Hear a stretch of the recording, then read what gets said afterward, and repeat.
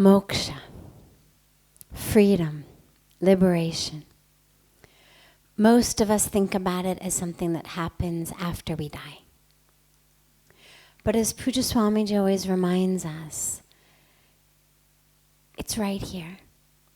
It's not something we're going to get after we die if we didn't get it here. The chains that bind us, because of course the opposite of liberation and freedom is to be stuck, to be in jail, to be bound. Liberation from what? Freedom from what? Moksha from what? The chains that bind me. It's not liberation from the body itself. The body is not that which binds us. What binds us is the stuff that goes on in our head. What binds us is the games of the ego. What binds us is the concept of me as separate from you, which gives rise to everything ranging from anger to jealousy, to competition, to judgment, and which leads to me wanting to live for me or for my close ones, my immediate family, people I consider mine. And this is what leads to all of the problems. If I get it, or my immediate family gets it, all is good. But if I don't, and someone else has something, I'm miserable. When I see myself as an object, the body, the identity, and I therefore see others also as objects, identities, the problem with that becomes that I'm never able to actually connect. Two objects cannot connect. Two souls can connect. And so if I am identifying as a 45-year-old white female from America, sannyasi, approximately this high, if I identify as that, this degree, this upbringing, this family, if I identify as that, then all of that which I'm going to do is going to be to improve that. So I've got a bank account, I want it to have more. I've got a body, I want it to be prettier, healthier. And then I identify others in the same way. And this creates distance between us. And so what's important to look at is, what is it that's binding me? And for most of us, it's not very vague. For most of us, it actually is very specific. Our egos, our expectation, how other people should be, how something should be in our family, how something should be in our workplace, how something should be in our community. We almost never have expectations that kill us of the random guy down the block. It's always of those right around us. And those expectations, those ego issues, whether it's family, whether it's workplace, whether it's close community, that's the stuff that kills us. Why this person got to be president of the association instead of me. I've been working so much harder. I'm so much more dedicated. They took 100 rupees out of the cash box last year. They should have been fired. Forget, how did they possibly be made president? Why am I always the one who has to do more work than other people? Why am I always the one who gets the short end of the stick? All of this stuff is actually what kills us. And so when we talk about moksha, it's freedom from that. It's freedom from the idea that there is something very specific that I am supposed to get or have or feel in this life. And because of you or you or you, I am not getting it. You are the obstacles between me and the happiness or the success or the love that I am supposed to have. These are the chains.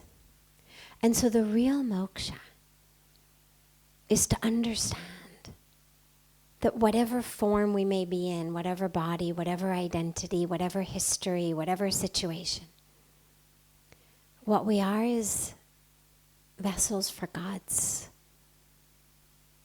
flow.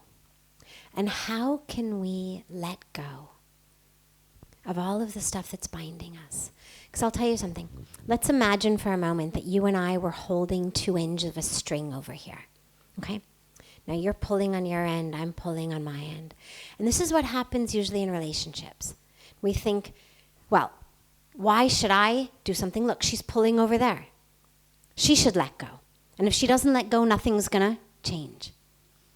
But the amazing thing is, if I let go of my end, even if you keep pulling, even if you never let go, 100% of the tension in the string automatically goes away. That's the moksha. Is I don't need you or you or you to act in a certain way for my inner well-being. Mere jo swastiti is not dependent on paristiti. I am bound as long as jaise paristiti, vaise miristiti. Then I'm stuck. But if my inner being is not dependent on the outer world, then I'm not wasting my time and energy trying to change the outer world so that I can be happy, so that I can be peaceful.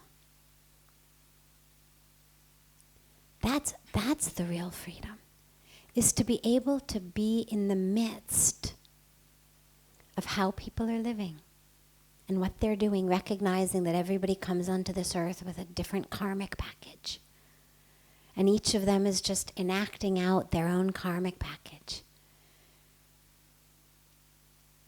And none of us is the karmic police in charge of each other's karmic packages. We're only in charge of ourselves. And the question is, you may be in jail because of what you've done to me. And this is true. If somebody hurts you, if somebody acts out of abuse, betrayal, cheating, they're going to get the karmic results of that. That's how the law of karma works. They're already in jail. But my question to myself is, do I want to sit in jail with them? They're already getting the fruits of their karma. Their karmic package is unfolding. The other important piece to keep in mind is that everybody comes into this world and moves through this world with what I call a toolbox. And in any situation, I can only respond to that situation based on the tools I have in my toolbox. So if I come upon a wall and there's a nail in the wall, well, I can tell what the most effective and skillful way to handle this situation is to get a hammer and hammer in the nail. But if in my toolbox there is no hammer, if all I've got in my toolbox is a toothbrush and a spoon, then I'm going to whack at the nail and not be able to get it in. I won't be skillful in that moment. And in situations in life, when our life situations require people around us to have patience, to have compassion, to have generosity, to have love, and they don't. And instead they have anger or frustration or impatience or fear or confusion or abuse. It's because that's all they've got in their toolbox. Just as I cannot hammer in a nail if I don't have a hammer. They cannot respond with patience if all they've got in their toolbox is anger and frustration. So when we really understand that, and then we allow ourselves to just be vessels for God's will to flow, recognizing, okay, God, it's not me, it's you. You've put me here. Help me know what you want from me. Help me just be a vessel through which your will can flow in this situation. Get my will out of here. It's not working.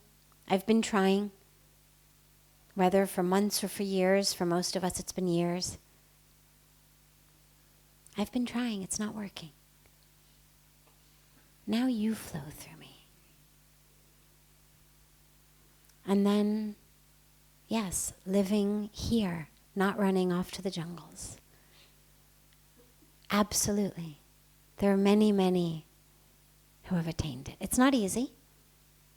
Giving up our egos is not so easy. Giving up our identities, the stuff we hold on to, is not so easy. But it's absolutely doable. And it's just as doable here as sitting in a cave.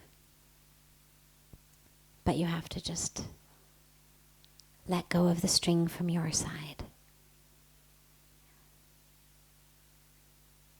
knowing that that's in